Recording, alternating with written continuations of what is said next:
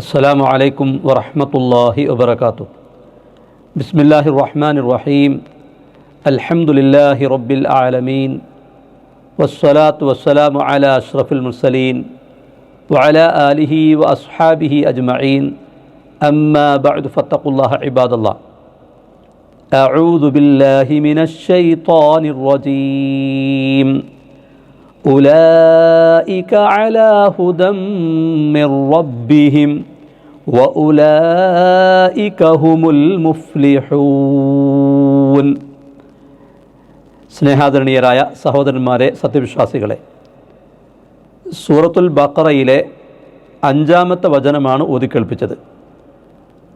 ഉലായിക അക്കൂട്ടർ അലാ ഹുദം മിർ റബ്ബിഹിം, തങ്ങളുടെ രക്ഷിതാവിങ്കിൽ നിന്നുള്ള സന്മാർഗത്തിലാണ്. വ ഉലായിക അക്കൂട്ടർ ഹും അവർ തന്നെ അൽ മുഫ്ലിഹൂൻ വിജയികൾ. ഇതാണ് ഈ വചനത്തിൻ്റെ പദങ്ങളുടെ അർത്ഥം. അക്കൂട്ടർ തങ്ങളുടെ രക്ഷിതാവിങ്കിൽ നിന്നുള്ള സന്മാർഗത്തിലാകുന്നു, അക്കൂട്ടർ തന്നെയാണ് വിജയികളും.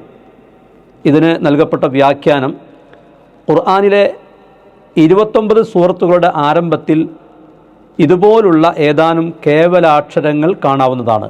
അതായത് ഈ സൂറത്ത് ആരംഭിച്ചപ്പോൾ അലിഫ് ലാം മീം എന്നാണല്ലോ ഒന്നാമത്തെ ആയത്ത്. ആ ആയത്തുമായി ബന്ധപ്പെട്ടാണ് ഈ വിശദീകരണം. തുടർന്നുള്ള വാക്യങ്ങളുമായി ഘടനാപരമോ അർത്ഥപരമോ ആയ ബന്ധമില്ലാത്തത് കൊണ്ട് ഇവക്ക് അൽ ഹുറൂഫുൽ മുഖത്തഅ, അതായത് വേറിട്ട് നിൽക്കുന്ന അക്ഷരങ്ങൾ എന്ന് പറയപ്പെടുന്നു. ചില സൂറത്തുകളുടെ ആരംഭത്തിൽ സ്വാദ്, നൂൻ പോലെ ഒരക്ഷരം മാത്രമായും ചിലതിൽ ഹാമീം, ത്വാഹ പോലെ 2 അക്ഷരമായും ചിലതിൽ അലിഫ് ലാം മീം, അലിഫ് ലാം റാ പോലെ 3 അക്ഷരമായും ചിലതിൽ അലിഫ് ലാം മീം റാ, അലിഫ് ലാം മീം സ്വാദ് ഇതുപോലെ 4 അക്ഷരമായും വേറെ ചിലതിൽ കാഫ് ഹാ യാ ഐൻ സ്വാദ് ഹാമീം ഐൻ സീൻ ഖാഫ് ഇതുപോലെ 5 അക്ഷരമായും ഇങ്ങനെ 5 തരത്തിൽ ഇവ വന്നിട്ടുണ്ട്. അതായത് ഖുർആനിൽ പല സൂറത്തുകളുടെയും ആരംഭത്തിൽ ഇങ്ങനെ വന്നിട്ടുണ്ട്. ഇവയിൽ തന്നെ ഒന്നിലധികം സൂറത്തിൽ ആവർത്തിക്കപ്പെട്ടവയും തീരെ ആവർത്തിക്കപ്പെടാത്തവയും കാണാം. ഇത്തരം അക്ഷരങ്ങളെപ്പറ്റി പ്രധാനമായി 2 അഭിപ്രായങ്ങളാണ് നിലവിലുള്ളത്.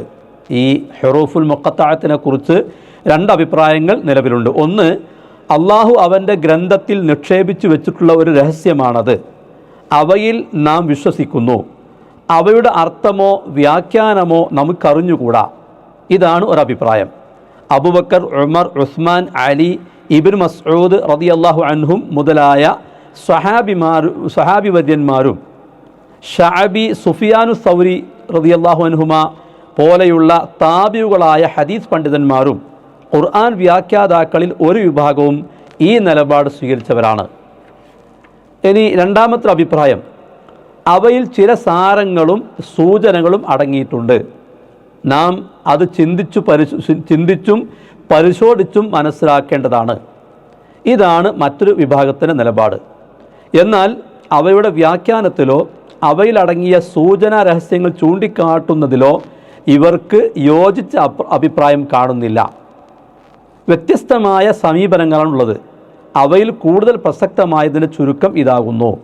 ആ ഭാഗം ഒന്ന് വ്യാഖ്യാനിക്കുകയാണ് ചെയ്യുന്നത്. എല്ലാവർക്കും സുപരിചിതമായ ഇത്തരം അറബി അക്ഷരങ്ങളാൽ കൂട്ടിച്ചേർക്കപ്പെട്ടിട്ടുള്ള ഒരു ഗ്രന്ഥം തന്നെയാണ് ഖുർആനും. എന്നാൽ ഇതുപോലെയുള്ള ഒരു ഗ്രന്ഥമോ ഇതിലെ ഒരു അധ്യായം പോലെയുള്ള ഒരു ഭാഗമോ നിങ്ങളൊന്ന് കൊണ്ടുവരുവീൻ എന്നിങ്ങനെ നിഷേധികളായ ശത്രുക്കളോടുള്ള ഒരു വെല്ലുവിളിയാണ് ഈ അക്ഷരങ്ങൾ. ഇതാണ് ഒരു അഭിപ്രായം.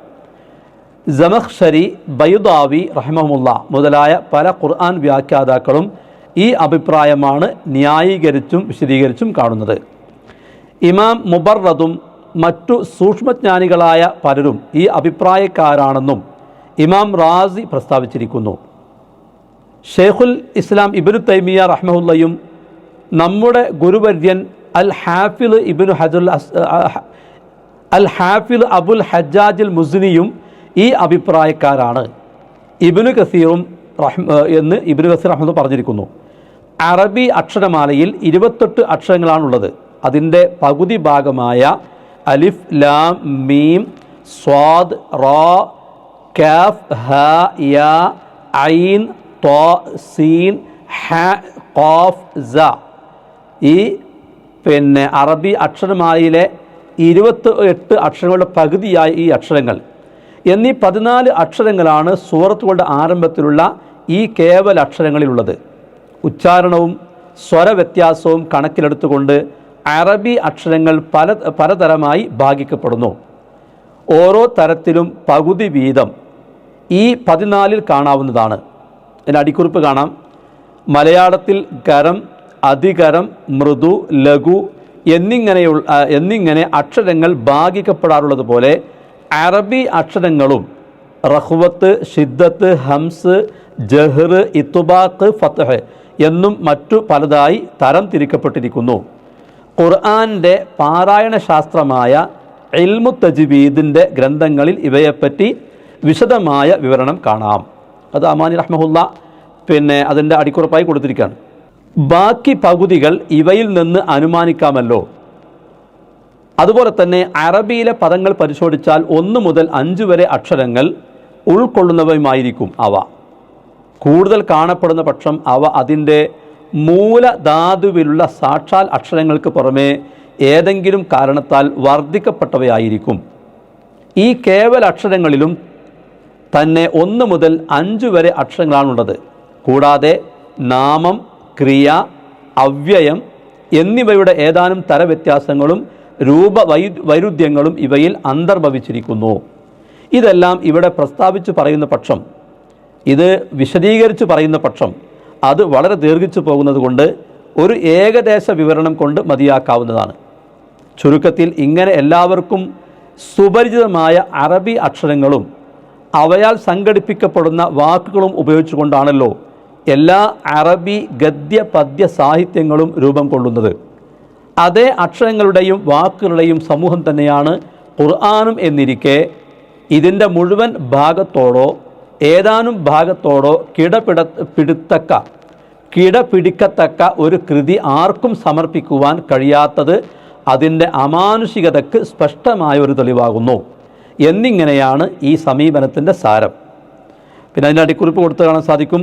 തഫ്സീറുകൾ, അറബി തഫ്സീറുകളായ സമഖ്ശരി, ബൈദാവി തുടങ്ങിയ നോക്കിയാൽ വിശദ വിവരങ്ങൾ കാണാം എന്ന് കുറിപ്പ് കൊടുത്ത് കാണാൻ സാധിക്കും. ഈ അഭിപ്രായത്തിന് പിൻബലം നൽകുന്ന ഒരു വസ്തുത ഇവിടെ കാണിക്കപ്പെടുന്നു. 29 സൂറത്തുകളുടെ ആരംഭത്തിലാണ് ഇത്തരം അക്ഷരങ്ങളുള്ളത്. അപ്പോൾ ഈ കേവല അക്ഷരങ്ങൾ 29 സൂറത്തുകളുടെ ആരംഭത്തിലാണുള്ളത്. ആ സൂറത്തുകൾ പരിശോധിക്കുമ്പോൾ ഖുർആൻ്റെ സത്യതയും മഹത്വവും അമാനുഷികതയും ചൂണ്ടിക്കാട്ടുന്ന ചില വാക്യങ്ങൾ അതോടൊപ്പം തുടർന്ന് കാണാവുന്നതാണ്. ഉദാഹരണമായി ഇവിടെ അലിഫ് ലാം മീം എന്ന അക്ഷരങ്ങളെ തുടർന്ന് ആ ഗ്രന്ഥത്തിൽ ഒട്ടും സന്ദേഹമില്ല, അതായത് ദാലിക്കൽ കിതാബു ലാ റൈബ ഫീഹ് എന്നും, അടുത്ത സൂറത്തിൽ അതിനെ തുടർന്ന് അള്ളാഹു അല്ലാതെ ആരാധ്യനില്ല, അവൻ ജീവത്തായുള്ളവനും നിയന്താവുമാണ്, അവൻ നിനക്ക് യഥാർത്ഥ പ്രകാരം ഗ്രന്ഥം ഇറക്കി തന്നിരിക്കുന്നു, അല്ലാഹു ലാ ഇലാഹ ഇല്ലാഹുവൽ ഹയ്യുൽ ഖയ്യൂം നസ്സല അലൈക്കൽ കിതാബ ബിൽ ഹഖ് എന്നും പറയുന്നു. അതായത് സൂറത്ത് ആൽ ഇംറാനിൽ ഇങ്ങനെയാണ് ആരംഭിക്കുന്നത്. ഇതുപോലെയുള്ള പ്രസ്താവനകൾ മറ്റു സൂറത്തുകളിലും കാണാവുന്നതാണ്. വേറെയും പല അഭിപ്രായങ്ങൾ ഈ അക്ഷരങ്ങളെ സംബന്ധിച്ച് ഉദ്ധരിക്കുവാനുണ്ടെങ്കിലും എല്ലാം ചില അഭിപ്രായങ്ങൾ എന്നല്ലാതെ അവക്ക് തെളിവുകളുടെ പിൻബലം കാണുന്നില്ല. ഒരു മഹാൻ പ്രസ്താവിച്ചതായി ഇബ്നു കസീർ റഹ്മത്തുള്ളാഹി ഇങ്ങനെ ഉദ്ധരിച്ചിരിക്കുന്നു: ഈ അക്ഷരങ്ങളെ വൃഥ പ്രയോജനമില്ലാതെ അള്ളാഹു അവതരിപ്പിച്ചിട്ടില്ല എന്ന കാര്യം നിസ്സംശയമത്രേ. തീരെ അർത്ഥമില്ലാതെ തനി ആരാധനാപരമായത്, അതായത് തഅബ്ബുദി എന്ന് പറയും, വല്ലതും ഖുർആനിൽ ഉണ്ടെന്ന് ആരെങ്കിലും പറയുന്ന പക്ഷം അത് വമ്പിച്ച ഒരബദ്ധമാണ്. അപ്പോൾ ആ അക്ഷരങ്ങൾക്ക് എന്തോ അർത്ഥമുണ്ടെന്ന് തീർച്ചയാണ്. എന്നാൽ പാപ വിമുക്തനായ ആളിൽ, അതായത് റസൂലിൽ നിന്ന് വല്ലതും നമുക്ക് ശരിയായി വന്നു കിട്ടിയാൽ നാം അതുപ്രകാരം പറയും, ഇല്ലാത്ത പക്ഷം നാം നിൽക്കുന്നിടത്ത് നിൽക്കുകയും ചെയ്യും. ആമന്നാ ബിഹി കുല്ലും മിൻ ഇൻദി റബ്ബിന, നാം അതിൽ വിശ്വസിച്ചിരിക്കുന്നു, എല്ലാം നമ്മുടെ റബ്ബിങ്കൽ നിന്നുള്ളതാണ് എന്ന് നാം പറയുകയും ചെയ്യും. ഒരു നിശ്ചിതമായ അഭിപ്രായത്തിൽ പണ്ഡിതന്മാർ ഏകോപിച്ചിട്ടുമില്ല, അവർ ഭിന്നിക്കുകയാണ് ചെയ്തിരിക്കുന്നത്. അപ്പോൾ രേഖാമൂലം വല്ലവർക്കും വല്ല അഭിപ്രായവും വ്യക്തമായി കിട്ടിയാൽ അയാൾ അത് പിൻപറ്റേണ്ടതാണ്. ഇല്ലെങ്കിൽ കാര്യം വ്യക്തമാകുന്നവരെ മൗനമായി നിലകൊള്ളുകയാണ് വേണ്ടത്. ഇതാണ് ഇബ്നു കസീർ റഹ്മത്തുള്ളാഹി എടുത്തു കൊടുത്തിരിക്കുന്ന ഒരു ഉദ്ധരണി. ചില വസ്തുതകൾ ഇവിടെ ഓർമ്മിക്കുന്നത് പ്രയോജനകരമായിരിക്കും. യാതൊരു അർത്ഥവും ഉദ്ദേശവുമില്ലാത്തതൊന്നും ഖുർആനിൽ ഇല്ലെന്നും ഉണ്ടാകാവതല്ലെന്നും തീർച്ച തന്നെ. പക്ഷേ എല്ലാവർക്കും പൊതുവിൽ മനസ്സിലാക്കുവാൻ കഴിയാത്ത ചില ഭാഗം അതിലുണ്ടായിരിക്കാമെന്ന് സൂറത്തു ആലി ഇമ്രാനിലെ 7-ാം വചനത്തിൽ വെച്ച് കാണാവുന്നതാണ്. മുത്തശാബിഹ്, അതായത് പരസ്പര സാദൃശ്യമുള്ളത് അഥവാ തിരിച്ചറിയാൻ കഴിയാത്തത് എന്നാണ് അതിന് ഇവിടെ ഉപയോഗിച്ചിരിക്കുന്ന വാക്ക്. ഇതിനെപ്പറ്റി മുഖവുരയിൽ നാം വിവരിച്ചു കഴിഞ്ഞിട്ടുണ്ട്. അള്ളാഹു സഹായിച്ചാൽ ആലു ഇമ്രാനിൽ വെച്ചും ചില വിവരങ്ങൾ കാണാവുന്നതാണ് ഇൻഷാ അള്ളാഹ്. ഈ അക്ഷരങ്ങളെ സംബന്ധിച്ചു വന്നിട്ടുള്ള സ്വീകാര്യമായ ഒരു ഹദീസ് ഇതാണ്: അള്ളാഹുവിൻ്റെ കിതാബിൽ നിന്ന് ആരെങ്കിലും ഒരു അക്ഷരം ഓതിയാൽ അവന് അതിനൊരു നന്മയുണ്ട്. നന്മയാകട്ടെ 10 ഇരട്ടി പ്രതിഫലമുള്ളതാണ്. അലിഫ് ലാം മീം എന്നത് ഒരക്ഷരമാണെന്ന് ഞാൻ പറയുന്നില്ല. റസൂലുള്ളാഹി പറയണത് അലിഫ് ഒരക്ഷരം, ലാം ഒരക്ഷരം, മീം ഒരക്ഷരം. ഹാക്കിം, തിർമിദി, ബസ്സാർ, ദാരിമി റഹിമഹുല്ലാ എന്നിവരും ബുഖാരി അദ്ദേഹത്തിൻ്റെ താരീഖിലും ഇബ്നു മസ്ഊദിൽ നിന്ന് ഉദ്ധരിച്ചതാണ് ഈ ഹദീസ്. ഇതിലും പ്രസ്തുത അക്ഷരങ്ങളുടെ താല്പര്യം എന്താണെന്ന് പ്രസ്താവിക്കപ്പെട്ടിട്ടില്ല. എങ്കിലും ഖുർആൻ അർത്ഥം അറിയാതെ പാരായണം ചെയ്യുന്നതിലും നന്മയുണ്ടെന്ന് ഇതിൽ നിന്ന് വ്യക്തമാകുന്നു. വിശദ വിവരത്തിന് മുഖവുര നോക്കുക. ഇതിൻ്റെ അമാനിമയുടെ ഖുർആൻ പരിഭാഷയുടെ മുഖവുരയിൽ അത് വിശദമായി പറഞ്ഞിട്ടുണ്ട്. ദാലിക്കൽ കിതാബ്, ആ ഗ്രന്ഥം എന്ന് പറഞ്ഞത് ഖുർആനെ ഉദ്ദേശിച്ചു തന്നെ. ഒരു വസ്തു സമീപത്ത് സ്ഥിതി ചെയ്യുമ്പോൾ അതിലേക്ക് ചൂണ്ടിക്കാണിക്കുവാൻ സാധാരണ നിലയിൽ ഹാദ എന്നും ഈ അല്ലെങ്കിൽ ഇത് എന്നും മറ്റുമാണ് അറബിയിൽ ഉപയോഗിക്കപ്പെടാറുള്ളത്. ചിലപ്പോൾ ചൂണ്ടിക്കാണിക്കുന്ന വസ്തുവിൻ്റെ മഹത്വമോ ഉന്നത പദവിയോ സൂചിപ്പിച്ചുകൊണ്ട് തൽസ്ഥാനത്ത് ദാലിക്ക, അത് അല്ലെങ്കിൽ ആ എന്നും ഉപയോഗിക്കപ്പെടാറുണ്ട്. ഇതനുസരിച്ചാണ് ഇവിടെയും ആ സൂചനാനാമം, അറബിയിൽ ഇസ്മുൽ ഇഷാറ എന്നാ പറയാം, ആ സൂചനാനാമം ഉപയോഗിച്ചിരിക്കുന്നത്. ആ മഹത്തായ ഗ്രന്ഥം എന്നുദ്ദേശ്യം ഖുർആനിനെ ചൂണ്ടിക്കാട്ടിക്കൊണ്ട് 2 കാര്യങ്ങളാണ് അള്ളാഹു പ്രസ്താവിക്കുന്നത്. ഒന്ന്, അത് സന്ദേഹമേ ഇല്ല. 2, അത് സൂക്ഷ്മത പാലിക്കുന്നവർക്ക് മാർഗദർശനമാണ്. സൂക്ഷ്മത പാലിക്കുന്നവരുടെ ഗുണങ്ങൾ തുടർന്നു വിവരിക്കുകയും ആ ഗുണങ്ങളോട് കൂടിയവരാണ് സന്മാർഗികളും വിജയികളുമെന്ന് ഉത്ബോധിപ്പിക്കുകയും ചെയ്തിരിക്കുന്നു. റൈബ് എന്ന വാക്കിന് സന്ദേഹം, തെറ്റിദ്ധാരണ എന്നും മറ്റും അർത്ഥം വരും. ആദ്യത്തെ അർത്ഥമാണ് ഇവിടെ. ഖുർആനിൻ്റെ പ്രതിപാദ്യ വിഷയങ്ങളിലോ സന്ദേശങ്ങളിലോ ലക്ഷ്യ ദൃഷ്ടാന്തങ്ങളിലോ ഒന്നും തന്നെ സംശയത്തിന് പഴുതില്ല. എല്ലാം സുവ്യക്തമായ യാഥാർത്ഥ്യങ്ങളാകുന്നു എന്നത്രേ ലാ റൈബ ഫീഹ്, അതിൽ സന്ദേഹമേ ഇല്ല എന്നു പറഞ്ഞതിൻ്റെ താല്പര്യം. പക്ഷേ അത് സത്യസമ്പൂർണവും സുവ്യക്തവുമായ ഒരു ഗ്രന്ഥമാണെന്നതുകൊണ്ട് എല്ലാ മനുഷ്യർക്കും അതിൻ്റെ മാർഗദർശനം പ്രയോജനപ്പെടുകയില്ല. അതിൻ്റെ മാർഗദർശനം സ്വീകരിക്കുവാൻ തയ്യാറുള്ളവർക്കേ അതുകൊണ്ട് പ്രയോജനമുള്ളുവെന്നാണ് ഹുദൻ ലിൽ മുത്തഖീൻ, സൂക്ഷ്മത പാലിക്കുന്നവർക്ക് മാർഗദർശനമാകുന്നു എന്ന വാക്യം ചൂണ്ടിക്കാട്ടുന്നത്. ഹുദ, ഹിദായത്ത് എന്നീ പദങ്ങളുടെ അർത്ഥത്തെക്കുറിച്ച് സൂറത്തുൽ ഫാത്തിഹയിൽ വിവരിച്ചു. മുത്തഖീൻ എന്ന വാക്കിനാണ് സൂക്ഷ്മത പാലിക്കുന്നവർ എന്ന് അർത്ഥം കൽപ്പിച്ചത്. അള്ളാഹുവിൻ്റെ വിധിവിലക്കുകൾ അനുസരിച്ചുകൊണ്ട് അവൻ്റെ ശിക്ഷക്കും അപ്രീതിക്കും കാരണമാകുന്ന കാര്യങ്ങളെ സൂക്ഷിച്ചു ജീവിക്കുന്ന ഭയഭക്തന്മാർ എന്നാണ് ആ വാക്കുകൊണ്ട് വിവക്ഷ. ഈ സൂക്ഷ്മതയാകുന്ന ഭയഭക്തിയാണ് തഖ്വ എന്ന് പറയുന്നത്. ഈ വാക്കിൻ്റെ ഉദ്ദേശ്യം വിവരിക്കുന്നതിൽ ഖുർആൻ വ്യാഖ്യാതാക്കളുടെ വാചകങ്ങൾ വ്യത്യസ്തങ്ങളായി കണ്ടേക്കുമെങ്കിലും ഈ ആശയത്തിൽ അവരെല്ലാം യോജിക്കുന്നതായി കാണാവുന്നതാണ്. സൂക്ഷ്മത പാലിക്കുന്നവർക്ക് ഖുർആൻ്റെ മാർഗദർശനം പെടുകയുള്ളൂവെന്നതിൻ്റെ കാരണം മറ്റൊരു സ്ഥലത്ത് അള്ളാഹു ചൂണ്ടിക്കാട്ടുന്നു. അതായത് ഹാമീം സജദയിൽ കാണാം, ഖുൽ ഹുവ ലില്ലദീന ആമനൂ ഹുദൻ വശിഫാ വല്ലദീന ലാ യുഅ്മിനൂന ഫീ ആദാനിഹിം വഖുറുൻ വഹുവ അലൈഹിം അമാ. അത് ഖുർആൻ വിശ്വസിച്ചവർക്ക് മാർഗദർശനവും ശമനവും ആശ്വാസപ്രദവും ആകുന്നു. വിശ്വസിക്കാത്തവർക്കാകട്ടെ അവരുടെ കാതുകളിൽ ഒരു തരം കട്ടിയുണ്ടായിരിക്കും, അത് അവർക്ക് ഒരു അന്ധതയുമായിരിക്കും. സൂറത്ത് ഫുസ്സിലത്തിലെ 44-ാമത്തെ ആയത്താണ്. വിശ്വസിക്കുവാൻ തയ്യാറില്ലാത്തവർ ഖുർആൻ കേൾക്കുമ്പോഴൊക്കെ അവരുടെ നിഷേധം വർദ്ധിക്കുകയാണ് ഉണ്ടാവുക. അങ്ങനെ അത് അവർക്ക് കൂടുതൽ ദോഷകരമായി കലാശിക്കുകയും ചെയ്യും. അള്ളാഹു പറയുന്നു, വനുനസ്സിലു മിനൽ ഖുർആനി മാ ഹുവ ശിഫാഉൻ വറഹ്മ വറഹ്മത്തുൽ ലിൽ മുഅ്മിനീന വലാ യസീദുൽ ളാലിമീന ഇല്ലാ ഖസാറാ. സത്യവിശ്വാസികൾക്ക് ശമനവും കാരുണ്യവുമായുള്ളതിനെ ഖുർആനിലൂടെ നാം അവതരിപ്പിച്ചുകൊണ്ടിരിക്കുന്നു. അക്രമികൾക്ക് അത് നഷ്ടമല്ലാതെ വർദ്ധിപ്പിക്കുകയില്ല. സൂക്ഷ്മത പാലിക്കുന്നവരുടെ പ്രധാന ലക്ഷണങ്ങളായി 5 കാര്യങ്ങൾ അള്ളാഹു ഇവിടെ എടുത്തു പറഞ്ഞിരിക്കുന്നു. അപ്പോൾ തഖ്വയുള്ള ആളുകളുടെ 5 ലക്ഷണങ്ങൾ അള്ളാഹു സുബ്ഹാനഹു വ തആല ഇവിടെ എടുത്തു പറഞ്ഞിരിക്കുകയാണ്. 1, യുഅ്മിനൂന ബിൽ ഗൈബ്, അവർ അദൃശ്യകാര്യത്തിൽ വിശ്വസിക്കുന്നവരാണ്. ഒരു കാര്യം സത്യമെന്ന് സമ്മതിക്കുന്നതിന് ഭാഷയിൽ ഈമാൻ എന്ന് പറയുന്നു. അല്ലദീന ആമനു വ അമിലു സ്വാലിഹാത്തി, വിശ്വസിക്കുകയും സൽക്കർമ്മങ്ങൾ പ്രവർത്തിക്കുകയും ചെയ്തവർ എന്നിങ്ങനെ വിശ്വാസവും പ്രവൃത്തിയും കൂട്ടിച്ചേർത്തുകൊണ്ടുള്ള പ്രസ്താവനകളിൽ ഈ അർത്ഥത്തിലുള്ള ഈമാനാണ് ഉദ്ദേശ്യം. എന്നാൽ സത്യം സമ്മതിക്കുകയും അതിന് വഴങ്ങുകയും ചെയ്യുക എന്ന അർത്ഥത്തിലാണ് ഖുർആനിലും ഇസ്ലാമിക സാഹിത്യങ്ങളിലും ഈമാനും അതിൽ നിന്ന് ഉത്ഭവിക്കുന്ന പദങ്ങളും നിരുപാധികം ഉപയോഗിക്കപ്പെടാറുള്ളത്.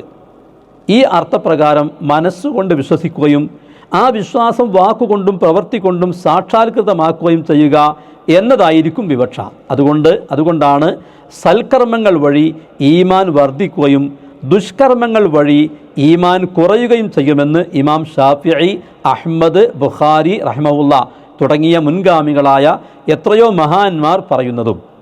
പല ഖുർആൻ വാക്യങ്ങളും നബി വചനങ്ങളും ഇതിന് തെളിവായി ഇമാം ബുഖാരി റഹിമഹുല്ല അദ്ദേഹത്തിൻ്റെ സ്വഹീഹിൽ ഉദ്ധരിച്ചിട്ടുണ്ട്. ഗൈബ് എന്ന വാക്കിന് അദൃശ്യം അഥവാ മറഞ്ഞ കാര്യം എന്നാണ് വാക്കർത്ഥം. ബാഹ്യേന്ദ്രിയങ്ങളുടെ ദൃഷ്ടിയിൽ നിന്ന് മറഞ്ഞതൊക്കെ ഭാഷാർത്ഥപ്രകാരം ഗൈബാകുന്നു. ഭർത്താക്കളുടെ അഭാവത്തിൽ അനിഷ്ടങ്ങളൊന്നും പ്രവർത്തിക്കാതെ സൂക്ഷിക്കുന്ന ഭാര്യമാരെപ്പറ്റി ഹാഫിലാത്തുൻ ലിൽ ഗൈബ് എന്ന് സൂറത്ത് നിസായിലെ 34-ാമത്തെ ആയത്തിൽ പറഞ്ഞത് ഈ അർത്ഥത്തിലാണ്. ഗൈബിൽ വിശ്വസിക്കുക എന്നതുകൊണ്ട് ഉദ്ദേശ്യം അള്ളാഹുവിൻ്റെ സത്ത, മലക്കുകൾ, പരലോകം, വിചാരണ, സ്വർഗം, നരകം, ഖബറിലെ അനുഭവങ്ങൾ ആദിയായി ബാഹ്യേന്ദ്രിയങ്ങൾ വഴിയോ ആന്തരേന്ദ്രിയങ്ങൾ വഴിയോ അല്ലെങ്കിൽ ബുദ്ധി കൊണ്ടോ സ്വയം കണ്ടെത്താൻ കഴിയാത്തതും വേദഗ്രന്ഥങ്ങളുടെയും പ്രവാചകന്മാരുടെയും പ്രസ്താവനകൾ കൊണ്ട് മാത്രം അറിയുവാൻ കഴിയുന്നതുമായ കാര്യങ്ങളാകുന്നു. അതാണ് ആ കാര്യത്തെക്കുറിച്ച് പറഞ്ഞിട്ടുള്ളത്. മുത്തഖികളുടെ അതായത് സൂക്ഷ്മത പാലിക്കുന്നവരുടെ 1-ാമത്തെ ലക്ഷണം ഗൈബിൽ വിശ്വസിക്കലാണെന്ന് അള്ളാഹു പറഞ്ഞത് വളരെ ശ്രദ്ധേയമാകുന്നു. നേരിൽ കണ്ടതും കേട്ടതും മാത്രമേ വിശ്വസിക്കൂ എന്നോ ബുദ്ധി കൊണ്ടു ചിന്തിച്ചും ഗവേഷണം നടത്തിയും കണ്ടുപിടിക്കുന്നതിനപ്പുറം മറ്റൊന്നും ഉണ്ടാകുവാനില്ലെന്നോ ഉറപ്പിച്ചു വെക്കുന്നവർക്ക് ഖുർആൻ മുഖേനയോ വേദഗ്രന്ഥങ്ങൾ മുഖേനയോ മാർഗദർശനം ലഭിക്കുവാൻ പോകുന്നില്ല. ഇങ്ങനെയുള്ളവരെക്കുറിച്ചാണ് മതനിഷേധികൾ, നിർമ്മതവാദികൾ എന്നും മറ്റും പറയുന്നത്. എല്ലാം തങ്ങൾക്കറിയാമെന്ന അഹംഭാവവും മറുക്കടമുഷ്ടിയും ഇവരുടെ സ്വഭാവമായിരിക്കും. തങ്ങൾ പുരോഗമനാശയക്കാരാണ്, അദൃശ്യത്തിൽ വിശ്വസിക്കുന്നത് കേവലം പഴഞ്ചനും അപരിഷ്കൃതവുമാണ് എന്നൊക്കെയായിരിക്കും ഇവരുടെ ജൽപ്പനം. എന്നിരിക്കെ ഇവരോട് പരലോകം, പുനരുദ്ധാനം, സ്വർഗനരകം മുതലായ മറഞ്ഞ കാര്യങ്ങളെക്കുറിച്ചൊന്നും ഉപദേശിച്ചിട്ട് ഫലമില്ലല്ലോ. അതാണ് ഖുർആൻ്റെ മാർഗദർശനം ഇവർക്ക് പ്രയോജനപ്പെടാതിരിക്കുവാൻ കാരണം.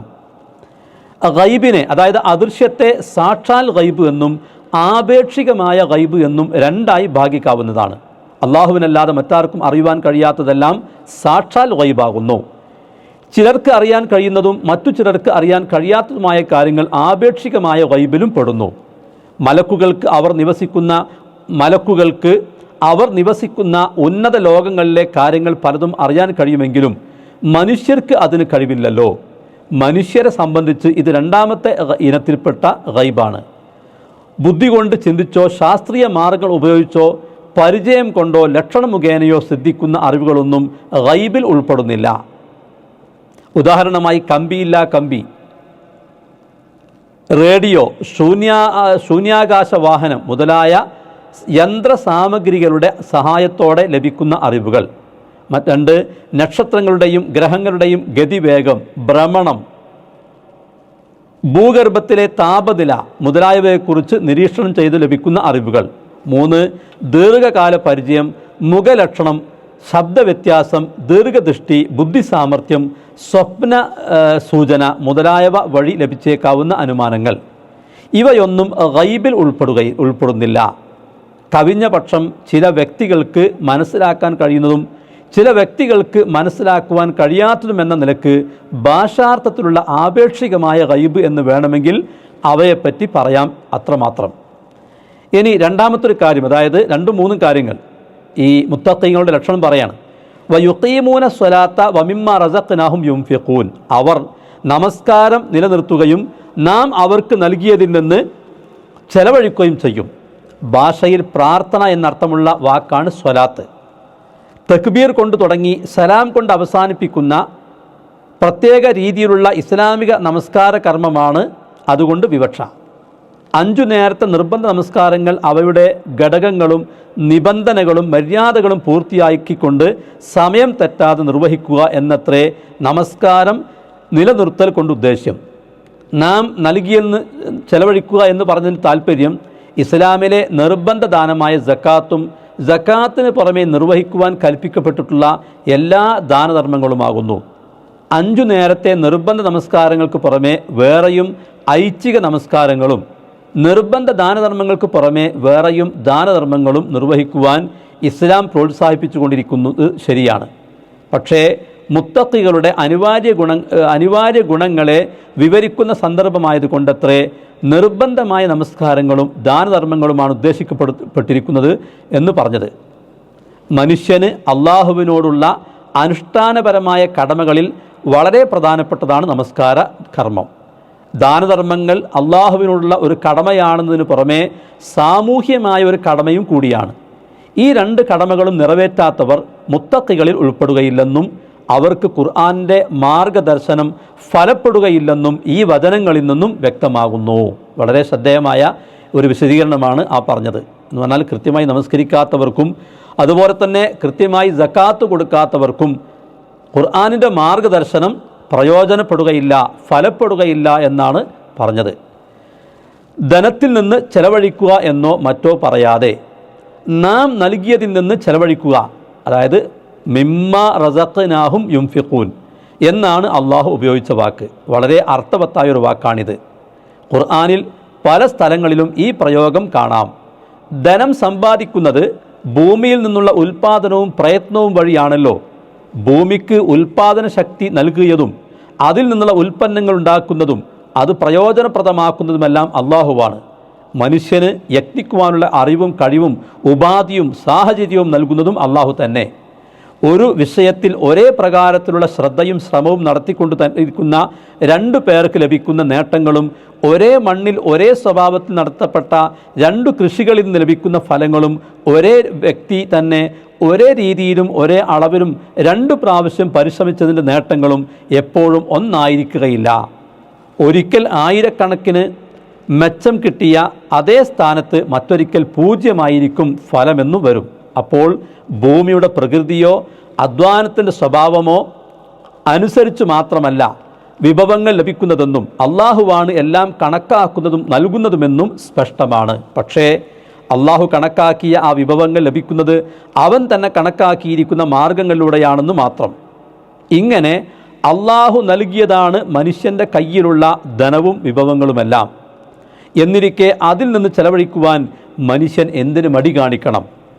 അള്ളാഹു നൽകിയതിൽ നിന്ന് അവൻ നിർദ്ദേശിക്കുന്ന വിഷയങ്ങളിൽ ചെലവഴിച്ചാൽ അവൻ ഒന്നല്ലെങ്കിൽ മറ്റൊന്ന്, ഇന്നല്ലെങ്കിൽ നാളെ പകരം നൽകിയേക്കും എന്നിങ്ങനെയുള്ള സൂചനകൾ ഈ പ്രയോഗത്തിൽ അന്തർഭവിച്ചിരിക്കുന്നു. തുടർന്ന് നാലാമത്തെ ഗുണം, മുത്തഖീങ്ങളുടെ നാലാമത്തെ വിശേഷണം, വല്ലദീന യുഅ്മിനൂന ബിമാ ഉൻസില ഇലൈക വമാ ഉൻസില മിൻ ഖബ്ലിക്, നിനക്ക് ഇറക്കപ്പെട്ടതിലും നിനക്ക് മുമ്പ് ഇറക്കപ്പെട്ടതിലും വിശ്വസിക്കുന്നവരായിരിക്കും. അതായത് നബി സല്ലല്ലാഹു അലൈഹി വസല്ലമയ്ക്ക് ഇറക്കപ്പെട്ട ഈ വേദഗ്രന്ഥത്തിൽ പ്രത്യേകമായും മുൻ പ്രവാചകന്മാർക്ക് പെട്ടിട്ടുള്ള തൗറാത്ത്, ഇഞ്ചീൽ മുതലായ വേദഗ്രന്ഥങ്ങളിൽ പൊതുവായും വിശ്വസിക്കുമെന്ന് സാരം. എല്ലാ പ്രവാചകന്മാരും പ്രബോധനം ചെയ്തിരിക്കുന്നത് ഇസ്ലാം തന്നെ. ഇന്നദ്ദീന ഇൻദല്ലാഹിൽ ഇസ്ലാം, നിശ്ചയമായും മതം അള്ളാഹുവിൻ്റെ അടുക്കൽ ഇസ്ലാമാകുന്നു. സൂറത്തു ആലി ഇംറാനിലെ 19-ാമത്തെ ആയത്ത്. പ്രാവർത്തികവും അനുഷ്ഠാനപരവുമായ രീതിയിൽ കാലോചിതമായ ചില വ്യത്യാസങ്ങൾ ഉണ്ടായിരിക്കുമെന്ന് മാത്രം. അള്ളാഹു പറയുന്നു, ലിക്കുല്ലിൻ ജഅൽനാ മിൻകും ശിർഅത്തൻ വ മിൻഹാജ, നിങ്ങളിൽ എല്ലാവർക്കും തന്നെ ഓരോ നടപടിക്രമവും തുറന്ന മാർഗവും നാം ഏർപ്പെടുത്തിയിരിക്കുന്നു. സൂറത്തുൽ മാഇദയിലെ 48-ാമത്തെ ആയത്ത്. എന്നിരിക്കെ ഏതെങ്കിലും ഒരു പ്രവാചകനിലോ അദ്ദേഹത്തിൻ്റെ ഗ്രന്ഥത്തിലോ വിശ്വസിക്കാതിരിക്കുന്നത് ഫലത്തിൽ എല്ലാവരെയും നിഷേധിക്കലായിരിക്കുമല്ലോ. ഖുർആൻ അതിൻ്റെ മുമ്പുള്ള വേദഗ്രന്ഥങ്ങളെ സത്യമാക്കുന്നതാണ്. മുസദ്ദിഖൻ ലിമാ ബൈന യദൈഹി എന്ന് ഖുർആനിൽ പലപ്പോഴും കാണാവുന്നതിൻ്റെ അർത്ഥം ഇതിൽ നിന്ന് മനസ്സിലാക്കാവുന്നതാണ്. ഈ വിഷയകമായി ഈ സൂറത്തിലെ 136, 137, 285 എന്നീ വചനങ്ങളിലും സൂറത്തു നിസായിലെ 150 മുതൽ 152 മുതലായ വചനങ്ങളിലും കൂടുതൽ വിശദീകരണം കാണാവുന്നതാണ്. അഹ്മദ് അമാനി മൗലവിയുടെ തഫ്സീറിൽ അത് കാണാൻ സാധിക്കും. യഹൂദികളും ക്രിസ്ത്യാനികളുമാകുന്ന വേദക്കാർ ചില പ്രത്യേക നബിമാരിൽ വിശ്വസിക്കുകയും മറ്റുള്ളവരിൽ അവിശ്വസിക്കുകയും ചെയ്യുന്നവരാണ്. വേദക്കാരല്ലാത്ത അറബികളാകട്ടെ ഇബ്രാഹിം നബി അലൈഹിസ്സലാമിയുമായുള്ള ഒരു നാമമാത്ര പാരമ്പര്യ ബന്ധമല്ലാതെ മറ്റു പ്രവാചകന്മാരുമായി അവർക്കൊരു ബന്ധവുമില്ല.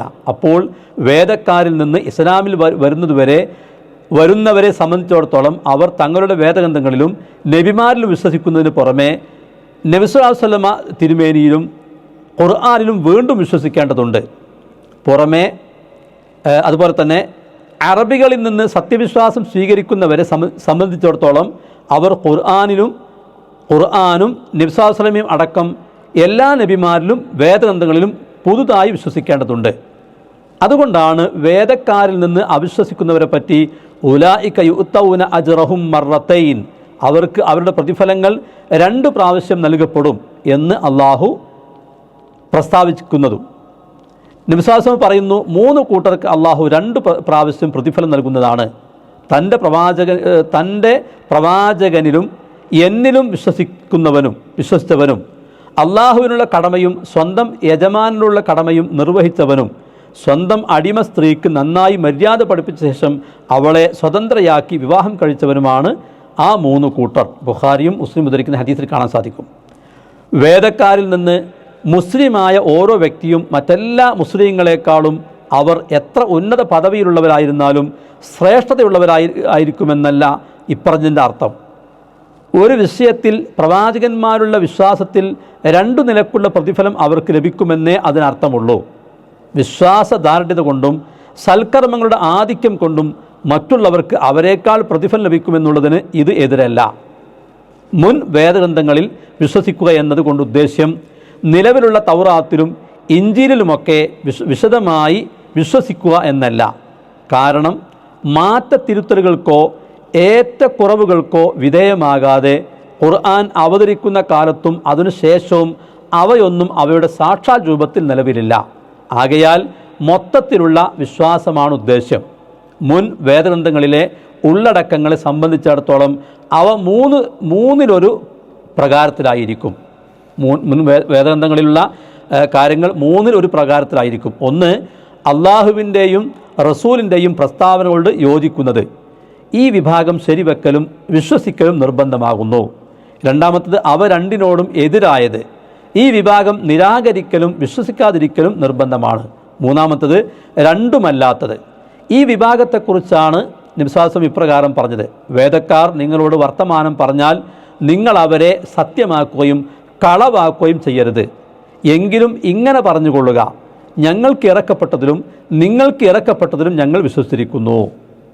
5-ാമത്തെ വിശേഷണം, മുത്തഖീങ്ങളുടെ 5-ാമത്തെ വിശേഷമാണ് വബിൽ ആഖിറത്തി ഹും യൂഖിനൂൻ. പരലോകത്തിൽ അവർ ദൃഢമായി വിശ്വസിക്കുന്നു. വാസ്തവത്തിൽ ഗൈബിൽ വിശ്വസിക്കുക എന്ന് പറഞ്ഞതിൽ ഉൾപ്പെടുന്നതാണത്. പരലോകത്തിലുള്ള വിശ്വാസവും പരലോക വിശ്വാസം ദൃഢമാകുമ്പോൾ മാത്രമേ ഈ ഭൗതിക ജീവിതത്തിന് ശേഷം വരാനിരിക്കുന്ന എല്ലാ കാര്യങ്ങളെക്കുറിച്ചും യഥാർത്ഥത്തിൽ വിശ്വാസമുണ്ടാവുകയുള്ളൂ. അനശ്വരമായതും എല്ലാ നന്മ തിന്മകൾക്കും കൃത്യവും കണിശവുമായി പ്രതിഫലം നൽകപ്പെടുന്നതുമായ ഒരു ജീവിതമുണ്ടെന്നും അവിടെ വെച്ച് സർവ്വനിയന്താവായ അള്ളാഹുവിൻ്റെ മുമ്പിൽ സകല ചെയ്തികളും കണക്ക് ബോധിപ്പിക്കേണ്ടി വരുമെന്നുമുള്ള പരിപൂർണമായ വിശ്വാസവും ഉറപ്പുമാണ് മനുഷ്യൻ്റെ സന്മാർഗ ബോധത്തിനുള്ള ഏക നിദാനം. ഇസ്ലാമിക വിശ്വാസ സിദ്ധാന്തങ്ങളുടെ എല്ലാം അടിത്തറയാണ് അള്ളാഹുവിലും പരലോകത്തിലുള്ള വിശ്വാസം, അഥവാ മനുഷ്യൻ തുടക്കത്തെയും മടക്കത്തെയും കുറിച്ചുള്ള ബോധം. മറ്റൊരു വിധത്തിൽ പറഞ്ഞാൽ താൻ എവിടെ നിന്ന് വന്നു, എങ്ങോട്ട് പോകുന്നു എന്നതിനെക്കുറിച്ചുള്ള ബോധം. മറ്റുള്ള വിശ്വാസങ്ങളെല്ലാം ഇതിൻ്റെ വിശദാംശങ്ങളോ അനിവാര്യ വശങ്ങളോ ആയിരിക്കും. അതുകൊണ്ടാണ് വിശ്വാസത്തെക്കുറിച്ച് പറയുന്ന മിക്ക സ്ഥലത്തും ഖുർആനിൽ അള്ളാഹുവിനും പരലോകത്തിനുമുള്ള വിശ്വാസത്തെ പറ്റി പ്രത്യേകം എടുത്തു പറയുന്നതും. ഈ 5 ഗുണവിശേഷങ്ങളോട് കൂടിയവരാണ് മുത്തഖീങ്ങൾ, അതായത് സൂക്ഷ്മത പാലിക്കുന്നവർ എന്ന് പറഞ്ഞ ശേഷം അവരുടെ നേട്ടങ്ങൾ എന്തായിരിക്കുമെന്ന് വിവരിക്കുന്നു. ഉലൈക അലാ ഹുദം മിർ റബ്ബിഹിം, അവർ തങ്ങളുടെ റബ്ബിൽ നിന്നുള്ള സന്മാർഗത്തിലായിരിക്കും. അതെ, അള്ളാഹു നിർദ്ദേശിച്ചതും അവൻ തൃപ്തിപ്പെട്ടതും അവൻ അനുഗ്രഹിച്ചതുമായ യഥാർത്ഥ സന്മാർഗം ഏതാണോ ആ മാർഗം അംഗീകരിച്ചവരും അതിൽ ചരിക്കുന്നവരുമാണ് അവർ. ഐഹിക ജീവിതത്തിൽ വെച്ച് ഒരാൾക്ക് ലഭിക്കുവാനുള്ള ഏറ്റവും വമ്പിച്ച സാക്ഷ്യപത്രമത്രേ ഇത്. ഇതിലുപരിയായി മറ്റൊന്ന് ലഭിക്കുവാൻ എന്തുണ്ട്? ഈ വാക്യത്തിന് മലയാള ഭാഷാ ശൈലിക്കനുസരിച്ച് അവർ തങ്ങളുടെ റബ്ബിൽ നിന്നുള്ള സന്മാർഗത്തിലായിരിക്കും എന്നാണ് നാം വിവർത്തനം നൽകിയതെങ്കിലും പദങ്ങളുടെ അർത്ഥം നേർക്കുനേരെ നോക്കുന്ന പക്ഷം അവർ തങ്ങളുടെ റബ്ബിൽ നിന്നുള്ള സന്മാർഗത്തിന്മേലാണ് സ്ഥിതി ചെയ്യുന്നത് എന്നത്രേ പറയേണ്ടത്. ഈ പ്രയോഗത്തിലടങ്ങിയ സൂചന ഖുർആൻ വ്യാഖ്യാതാക്കൾ ഇങ്ങനെ ചൂണ്ടിക്കാട്ടുന്നു: ഇവരെ സംബന്ധിച്ചിടത്തോളം സന്മാർഗം കേവലം ഒരു വാഹനവും അവർ അതിൻ്റെ പുറത്തിരിക്കുന്ന സവാരിക്കാരുമാകുന്നു. എല്ലാ വാഹനക്കാർക്കും അവർ എത്തിച്ചേരേണ്ടുന്ന ഒരു ലക്ഷ്യസ്ഥാനമുണ്ടായിരിക്കുന്നത് പോലെ ഇവർക്കുമുണ്ട് ഒരു ലക്ഷ്യസ്ഥാനം. ഇവരുടെ ലക്ഷ്യമാകട്ടെ അള്ളാഹുവിൻ്റെ പ്രീതിയും പ്രതിഫലവുമാകുന്നു. മറ്റൊരു രൂപത്തിൽ പറയുന്ന പക്ഷം സന്മാർഗം അവരിൽ വെച്ചു കെട്ടുകയോ അടിച്ചേൽപ്പിക്കുകയോ അല്ല ചെയ്തിരിക്കുന്നത്.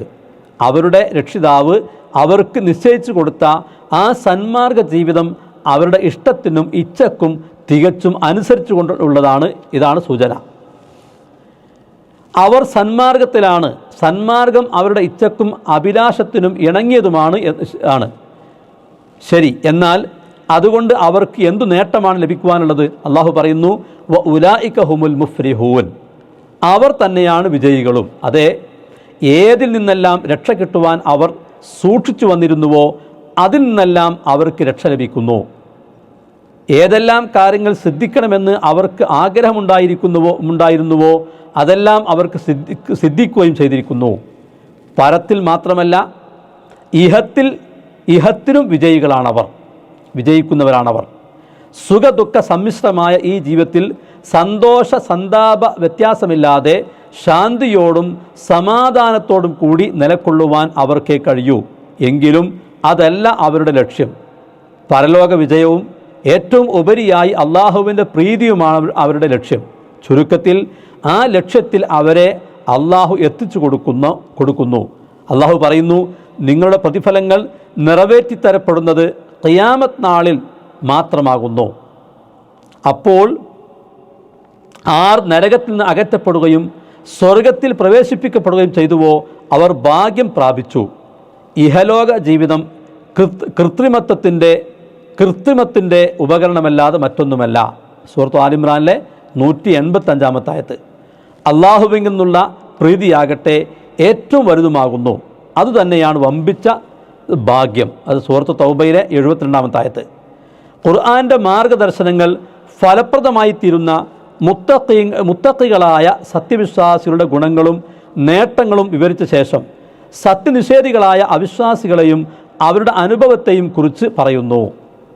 ഇന്നല്ലദീന കഫറൂ സവാഉൻ അലൈഹിം അഅൻദർതഹും അം ലം തുൻദിർഹും ലാ യുഅ്മിനൂൻ ഖതമല്ലാഹു അലാ ഖുലൂബിഹിം വഅലാ സമഇഹിം വഅലാ അബ്സാരിഹിം ഗിശാവ വലഹും അദാബുൻ അളീം. നിശ്ചയമായും അവിശ്വസിച്ചിട്ടുള്ളവർ അവരെ നീ താക്കീത് ചെയ്തുവോ അല്ലെങ്കിൽ അവരെ താക്കീത് ചെയ്തില്ലയോ, രണ്ടായാലും അവരിൽ സമമാകുന്നു. അവർ വിശ്വസിക്കുന്നതല്ല. അവരുടെ ഹൃദയങ്ങളുടെ മേലും അവരുടെ കേൾവിയുടെ മേലും അള്ളാഹു മുദ്ര വച്ചിരിക്കുന്നു. അവരുടെ ദൃഷ്ടികളുടെ മേലും ഉണ്ട് ഒരു തരം മൂടി. അവർക്ക് വമ്പിച്ച ശിക്ഷയുമുണ്ട്. കഫറ എന്ന ക്രിയയുടെ മൂലാർത്ഥം മറച്ചു വെച്ചു അഥവാ മൂടി വെച്ചു എന്നാകുന്നു. കൃഷിക്കാരൻ വിത്ത് മണ്ണിലിട്ട് മൂടുന്നത് കൊണ്ട് അവൻ കാഫിർ എന്ന് പറയപ്പെടും. രാത്രി അതിൻ്റെ ഇരുട്ടുകൊണ്ട് വസ്തുക്കളെ മറച്ചു വെക്കുന്നതിനാൽ അതിനെയും കാഫിർ എന്ന് വിശേഷിപ്പിക്കാം. ഇതിൻ്റെ ധാതുനാമങ്ങളാണ് കുഫർ, കുഫ്രാൻ, കുഫൂർ എന്നീ പദങ്ങൾ. എങ്കിലും പ്രയോഗരംഗത്ത് അല്പ വ്യത്യാസങ്ങൾ കണ്ടേക്കാം. ഉദാഹരണമായി അവിശ്വാസം, സത്യനിഷേധം എന്നീ അർത്ഥങ്ങളിൽ കുഫർ എന്ന രൂപവും നന്ദികേട് എന്ന അർത്ഥത്തിൽ കുഫ്രാൻ എന്ന രൂപവുമാണ് അധികം ഉപയോഗം. കുഫൂർ എന്നതാകട്ടെ രണ്ടർത്ഥത്തിലും ധാരാളം ഉപയോഗിക്കുന്നു. ഈമാൻ അതായത് സത്യവിശ്വാസത്തിൻ്റെ വിപരീതമായി കുഫർ എന്ന വാക്കും മുഅ്മിൻ അതായത് സത്യവിശ്വാസി അതിൻ്റെ വിപരീതമായി കാഫിർ എന്ന വാക്കും പരക്കെ ഉപയോഗിക്കപ്പെടുന്നു. അതുപോലെ ശുക്റിൻ്റെയും ഷാക്കിറിൻ്റെയും അതായത് നന്ദി ചെയ്യുന്നവൻ എന്നതിൻ്റെയും വിപരീതമായും അവ യഥാക്രമം ഉപയോഗിക്കപ്പെടും. കുഫറിൻ്റെ ധാതുവിൽ നിന്ന് ഉത്ഭവിക്കുന്ന മറ്റു പദരൂപങ്ങളിലും ഈ രണ്ടർത്ഥവും വരും. എല്ലാം സന്ദർഭം കൊണ്ട് മനസ്സിലാക്കേണ്ടതാകുന്നു.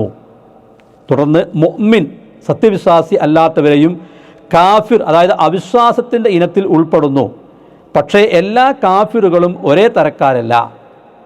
ലക്ഷ്യങ്ങളും തെളിവുകളും അറിഞ്ഞുകൊണ്ട് നിഷേധിക്കുന്നവരും അറിയായ്മ കൊണ്ട് നിഷേധിക്കുന്നവരും ധിക്കാരവും പരിഹാസവും കൊണ്ട് നിഷേധിക്കുന്നവരും അവഗണനയോ ചിന്താശൂന്യതയോ നിമിത്തം വിശ്വസിക്കാത്തവരുമെല്ലാം കാഫിർ തന്നെ.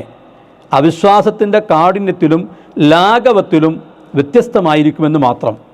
എല്ലാ തരം കാഫിറുകളെയും ഉൾപ്പെടുത്തുന്ന വാക്കെന്ന നിലക്ക് ആണ് കാഫിറിന് അവിശ്വാസി എന്നും കുഫറിന് അവിശ്വാസം എന്നും നാം ഭാഷാന്തരം നൽകിയിരിക്കുന്നത്.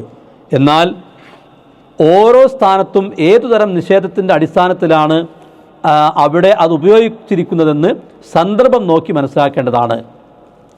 നബി സല്ലല്ലാഹു അലൈഹി വസല്ലമയും ഖുർആനും പ്രബോധനം ചെയ്യുന്ന തത്വങ്ങളിൽ വിശ്വസിക്കാതെ സത്യത്തെ മൂടിവെക്കുകയും ദൃഷ്ടാന്തങ്ങളെ അവഗണിച്ചു തള്ളുകയും ചെയ്യുന്ന സത്യനിഷേധികളായ മുശ്രിക്കുകളാണ് ഇവിടെ അല്ലദീന കഫറു അവിശ്വസിച്ചവർ കൊണ്ട് ഉദ്ദേശം. അവരെ താക്കീർ ചെയ്യുന്നതും ചെയ്യാതിരിക്കുന്നതും ഒരുപോലെയാണ്. അവർ വിശ്വസിക്കുവാൻ പോകുന്നില്ല എന്ന് അള്ളാഹു നബി സല്ലല്ലാഹു അലൈഹി വസല്ലമയെ അറിയിക്കുന്നു. അജ്ഞത കൊണ്ടോ ദൃഷ്ടാന്തങ്ങളുടെ പോരായ്മ കൊണ്ടോ ഉള്ള നിഷേധമാണെങ്കിൽ താക്കീത് കൊണ്ടും ഉപദേശം കൊണ്ടും അവർക്ക് മാനസാന്തരം വന്നേക്കുമെന്ന് പ്രതീക്ഷിക്കുവാൻ അവകാശമുണ്ട്. സത്യം മനസ്സിലായിട്ട് പിന്നെയും കൽപ്പിച്ചു കൂട്ടി അതിനെ മറക്കുന്നവരെ സംബന്ധിച്ച് അതൊന്നും പ്രയോജനപ്പെടുകയില്ലല്ലോ. ഉപദേശങ്ങൾക്ക് ചെവി കൊടുക്കുകയും ദൃഷ്ടാന്തങ്ങളിൽ ചിന്തിക്കുകയും ചെയ്യുവാൻ തയ്യാറില്ലാത്ത എല്ലാ അവിശ്വാസികളെപ്പറ്റിയും എല്ലാ അവിശ്വാസികളുടെയും സ്ഥിതി ഇതുതന്നെ. നബി സല്ലല്ലാഹു അലൈഹി വസല്ലമയുടെ കാലത്തെ ആ സത്യനിഷേധികളെ പറ്റിയുള്ള ഈ അറിയിപ്പിൽ തിരുമേനിക്ക് ഒരു മനസ്സമാധാനം നൽകൽ കൂടി അടങ്ങിയിരിക്കുന്നു. കാരണം അവർ വിശ്വസിക്കാത്തതിൽ നബി സല്ലല്ലാഹു അലൈഹി വസല്ലമയ്ക്കുള്ള ഉത്കണ്ഠയും വ്യസനവും വളരെ വമ്പിച്ചതായിരുന്നു. സൂറത്തുൽ കഹ്ഫ് 6, സൂറത്ത് ഷൂറ 3 മുതലായ സ്ഥലങ്ങളിൽ ഇതിനെപ്പറ്റി അള്ളാഹു പ്രസ്താവിച്ച് കാണാം. ആ സ്ഥിതിക്ക് അവർ വിശ്വസിച്ചേക്കുമെന്ന് പ്രതീക്ഷിക്കേണ്ടതില്ല. അവർ വിശ്വസിക്കുകയില്ലെന്ന് അള്ളാഹുവിന് അറിയാം. എന്നറിയുമ്പോൾ അവരെപ്പറ്റി ഇനി വ്യാകുലപ്പെടേണ്ടതില്ലെന്നും അതിൻ്റെ ഉത്തരവാദിത്വം വഹിക്കേണ്ടതില്ലെന്നും നബി സല്ലല്ലാഹു അലൈഹി വസല്ലമക്ക് സമാധാനിക്കാമല്ലോ. അപ്പോൾ അതാണ് ആ ഭാഗത്തെക്കുറിച്ച് വിശദീകരിക്കപ്പെട്ടത്.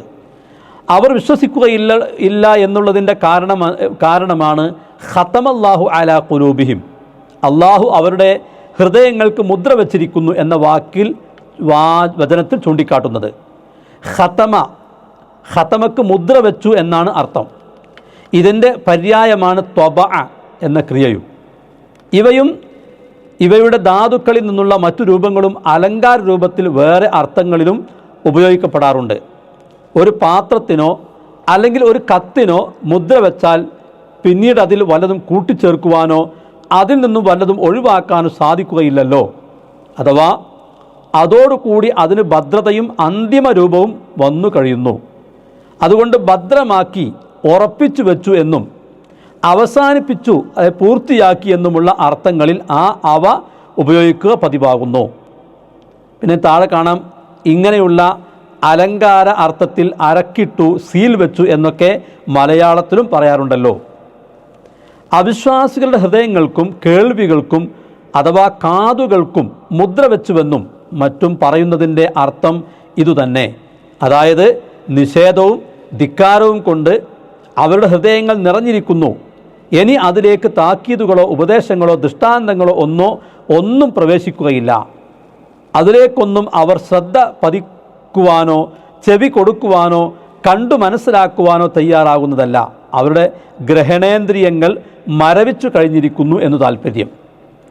ഖതമ എന്ന വാക്കിൻ്റെ മേൽ സൂചിപ്പിച്ച അർത്ഥങ്ങൾ വിവരിച്ചുകൊണ്ട് ഇമാം റാഗിബ് റഹ്മഹുല്ല അദ്ദേഹത്തിൻ്റെ ഖുർആൻ നിഘണ്ടുവിൽ പ്രസ്താവിച്ച ചില വിവരങ്ങൾ ഇവിടെ മാത്രമല്ല ഖുർആനിൽ താഴെ പല സ്ഥലങ്ങളിലും ചില നബിവചനങ്ങളിലും ഇതുപോലെ വന്നിട്ടുള്ള ചില പ്രയോഗങ്ങളുടെ താല്പര്യം മനസ്സിലാക്കുവാൻ വളരെ ഉപകരിക്കുന്നതാകുന്നു. ആ പ്രസ്താവനകളുടെ സാരം ഇങ്ങനെ ഉദ്ധരിക്കാം.